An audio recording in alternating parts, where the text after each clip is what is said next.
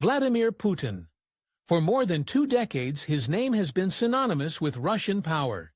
He is the enigmatic former KGB agent who ascended to the presidency, a man who has meticulously cultivated an image of strength, control, and inscrutable authority. For just as long, the most guarded secret in the Russian state has been the lives of his family. For years, his daughters were ghosts, their identities, careers, and even their appearances shielded by a formidable wall of official silence. But in the modern world, no secret is absolute. Through years of dogged investigative journalism, leaked documents, and their own carefully managed public emergence, the stories of Putin's 2 adult daughters, Maria and Katerina, have come into view. And the reality is far more complex and revealing than any Kremlin-approved narrative. Their lives are not those of private citizens. They are blueprints for the very architecture of power in the new Russia. Before we begin, it's important to address a common point of public speculation. The user query asked about 4 children. While Vladimir Putin and his former wife, Lyudmila, officially had 2 daughters, Maria and Katerina, there have been persistent, though unconfirmed, rumors of other children from other relationships. These include a son reportedly born to former gymnast Alina Kabeva in 2015 and twins in 2019. The Kremlin has never acknowledged these children, and their existence remains in the realm of speculation. Number 2. Maria Vorontsova. Maria Vladimirovna. Vorontsova is the public-facing scientist, the respectable pediatric endocrinologist. She is also the co-owner of a fantastically profitable and deeply opaque medical company that serves as a key node in the Kremlin's patronage network. Her dual life is a masterclass in how modern authoritarianism operates, using a veneer of legitimacy to mask a kleptocratic enterprise. Born Maria Vladimirovna Putina on April 28, 1985, in Leningrad, her life was shaped by her father's career in espionage. She attended a German school in Dresden in the late 1980s, while her father was stationed there as a KGB agent. After the family's return to a chaotic post-Soviet Russia, the violent gang wars in St. Petersburg posed a direct threat. Fearing for his daughter's safety, Putin sent them back to Germany, placing them under the legal guardianship of his trusted friend and former Stasi officer, Matthias Warnig. This was a profound early lesson. True security lies not in official institutions, but within a closed circle of loyalists from the security services, the Siloviki. Her identity has been a moving target. She was Putina by birth, then took the name Fasin from her first Dutch husband, a name under which she published scientific papers. Today, she is professionally known as Vorontsova. Leaked databases show she also uses the name Nagornaya from her current husband. This is not just privacy, it's a strategic obfuscation. Maria Vorontsova's academic career provides her with a respectable public profile. After studying biology at St. Petersburg State University, she graduated with a degree in medicine from Moscow State University in 2011. She completed her PhD at the Endocrinology Research Center in Moscow, where she is now a senior scientific fellow. Her research focuses on pituitary nanism or dwarfism in children, and she has co-authored numerous scientific studies and a book on idiopathic stunting. This scientific work, however, serves as a legitimacy veneer for her far more lucrative role. She is reportedly a personal advisor to her father on the cutting edge of genetic engineering, particularly CRISPR gene editing technology.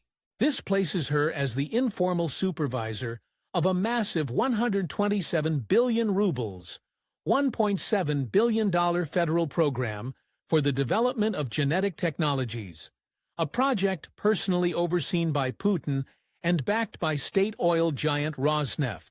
While she cultivates the image of a dedicated scientist, her real power and wealth flow through a company called Nomeco, a new medical company which she co-founded in 2019. An investigation by Alexei Navalny's Anti-Corruption Foundation revealed that Nomeko's entire astronomical income stream derives from a single source, the elite medical clinics run by the insurance giant Sogas. Sogas is not just any company, it is a key financial pillar of the Putin regime, controlled by Yuri Kovalchuk, a billionaire oligarch, and one of Putin's closest and most trusted friends. The Navalny investigation found that between 2019 and 2022, Vorontsova's company, which had only 5 employees, received approximately 1.5 billion rubles, about $17 million from the Sogas clinic for vaguely described services. This translated into immense personal wealth for Vorontsova. In 2020 alone, she received 232 million rubles, about 2.6 million in dividends, in addition to a monthly salary of 700,000 rubles, $8,000 from Nomeko. Her total estimated earnings from the company in just 3 years were nearly 944 million rubles, or $10.7 million.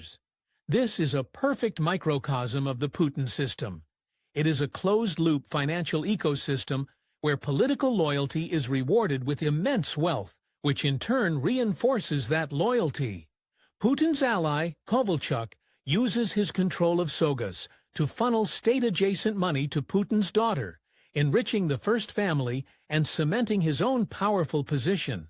The national strategy of investing in genetics is perfectly aligned with, and likely designed to facilitate, the personal enrichment of the ruling family, with Dr. Vorontsova positioned as the respectable scientific face of the entire enterprise.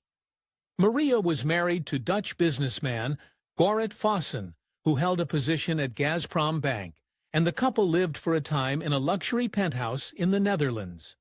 Their life there ended abruptly after the 2014 downing of Malaysia Airlines Flight 17 by pro-Russian rebels, which sparked outrage in the Netherlands and led to calls for her expulsion. They are now divorced, and she is married to Yevgeny Nagorny, an executive at the gas company Novotech. She has 1 son with each husband. Despite her Western education and life in Europe, leaked private communications from a university alumni chat group show her to be a staunch defender of her father's ideology. She reportedly defended the invasion of Ukraine, arguing Russia is not an aggressor, but a victim. She promoted conspiracy theories about the CIA controlling the Russian opposition, and defended the seizure of Crimea as the will of the people. Her public and private statements reveal a worldview thoroughly aligned with the Kremlin. Number 1. Katerina Tikhonova. If Maria was positioned in the soft power domain of medicine, her younger sister, Katerina Vladimirovna Tikhonova, was groomed for the hard power world of technology, defense, and state-backed innovation. Her career is a stunning case study in accelerated state-sponsored influence building. Katerina, born Yekaterina Vladimirovna Putina on August 31, 1986, in Dresden, also adopted a new surname for her public life, Tikhonova, the patronymic of her maternal grandmother. Her first public emergence was in a surprisingly apolitical arena, the niche sport of acrobatic rock and roll. In the mid-2010s, she appeared on the international stage as a competitive dancer, even placing 5th at a 2013 World Championship. This was a pilot project in state-sponsored influence. Her connection to Putin was an open secret in the sports administration, and it led to a massive influx of Russian state funds. The Moscow municipal government funded the construction of a 2 billion rubles, about $30 million, specialized acrobatic rock and roll center, the only one of its kind in the world. The sport provided a seemingly harmless platform for Tikhonova, legitimizing her international travel and public appearances. Parallel to this, she was fast-tracked through academia. At Moscow State University, MSU, under the supervision of its powerful rector and Putin ally, Viktor Sadovnichiy, she was awarded a PhD equivalent degree in physics and mathematics. Her dissertation was on mathematical problems of correcting the activity of vestibular mechanoreceptors. Though investigative journalists have questioned the legitimacy of her scientific credentials, the degree provided the necessary veneer for her next, far more significant role. At the heart of Katerina Tikhonova's power lies Innopractica, the foundation she directs. Established in 2012, it is a $1.7 billion development project at MSU designed to be a sprawling science and technology park. But it's far more than that. Its board of trustees reads like a who's who of Putin's inner circle. The heads of state-owned giants Rosneft, Rosatom, Rostec, and Gazprom. Innopractica is a central instrument of state power, a closed loop where state money from state corporations flows to a foundation run by the president's daughter, which in turn carries out strategic projects for those same corporations and the state. Its mission is explicitly aligned with the Kremlin's paramount goal of achieving technological sovereignty and import substitution, especially in the face of Western sanctions.